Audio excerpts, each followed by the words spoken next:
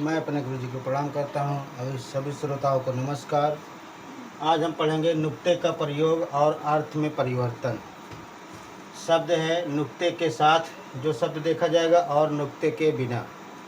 नुक्ते के साथ जैसे राज लिखा हुआ है तो इसका नुक्ता लगा हुआ है शब्द में तो ये रहस्य हो जाएगा। अगर बिना नुक्ता का है राज लिखा हुआ तो वो शासन हो जाएगा।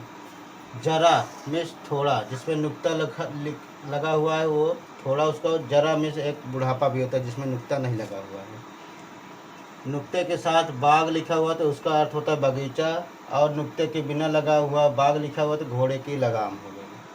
फन मतलब कौशल या हुनर, जो नुक्ते के बिना है वो फन मतलब सांप का फन होता है। फलक में आकाश होता है जिसमें नुक्ता नहीं लगा हुआ है फलक में, उसका अर्थ होता है लकड़ी का तख्ता। नुक्ते के साथ और नुक्ते के बिना। नुक्ता जिसमें लगा हुआ ताक, उसका अर्थ होता है दीवार या आला, दीवार का आला। और एक ताक होता है देखना या ताकना।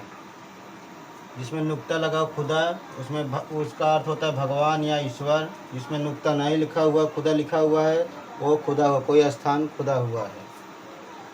बेगम जिसमें नुक्ता लिखा हुआ, जब बेगम लिखा जाए तो उसमें नुक्ता लगा हुआ तो बिना गम का होता है, और बिना नुक्ता के बेगम लिखा हुआ तो वहाँ रानी है होता है। गौर मतलब ध्यान, जिसमें नुक्ता नहीं लगा गौर लिखा हुआ तो वहाँ गौरा होगा।